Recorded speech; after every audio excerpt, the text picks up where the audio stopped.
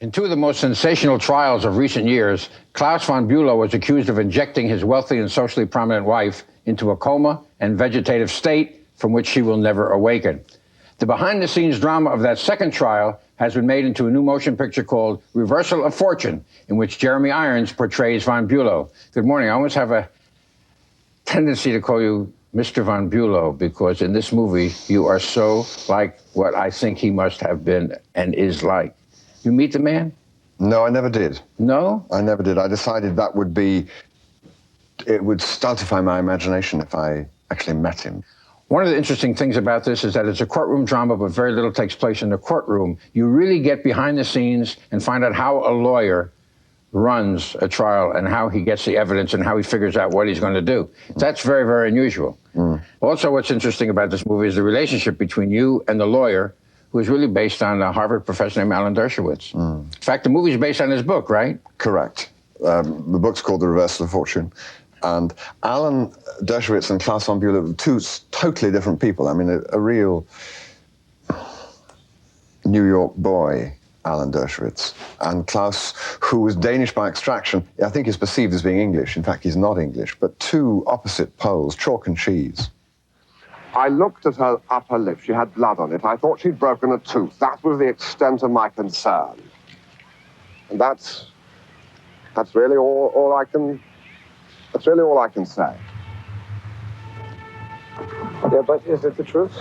Of course. But not the whole truth. I don't know the whole truth. I don't know what happened to her. Wish I didn't believe you. You know, it's very hard to trust someone you don't understand. You're a very strange man. You have no idea. Ron Silver plays Alan Dershowitz, the Harvard law professor who was a lawyer and a professor and who took the case. And he even looks like Dershowitz in this movie, to me, Ron Silver does. And of course, we must mention Glenn Close. And if I were Glenn Close and somebody said, you want to play Mrs. von Bülow, and said, what do I do, just lie down and close my eyes for 2 hours?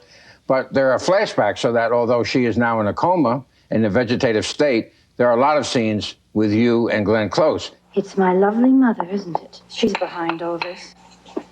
She's in cahoots with Maria. Well, just because she had all the money before I had all the money does not mean she's my lord and master. Of course not. I am your lord and master. Just kidding.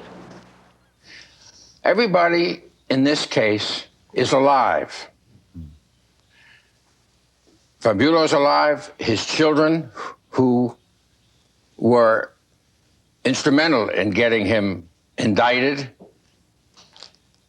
Whose permission did you need? Can you show living people in a movie in a good or bad light as you see fit?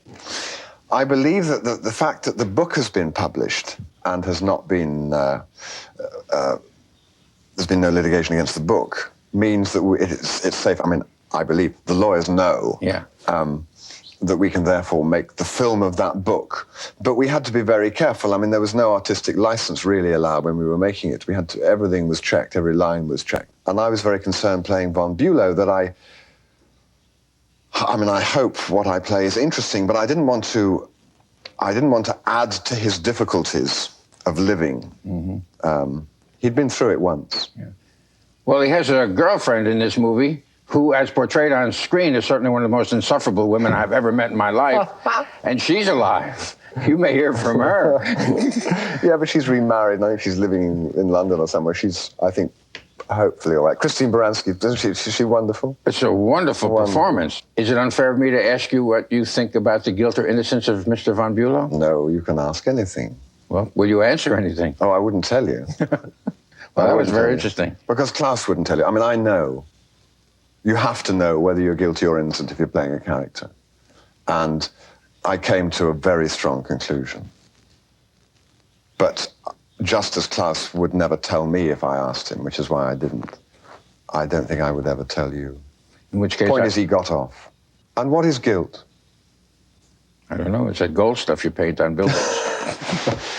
Reversal of Fortune is a detective story, a courtroom drama, and a thriller all in one. And there's a little comedy there, Gene. There's a little comedy there. And it's the end of the interview. Trying to stretch it, trying to pad your role here. Well, I just thought I might.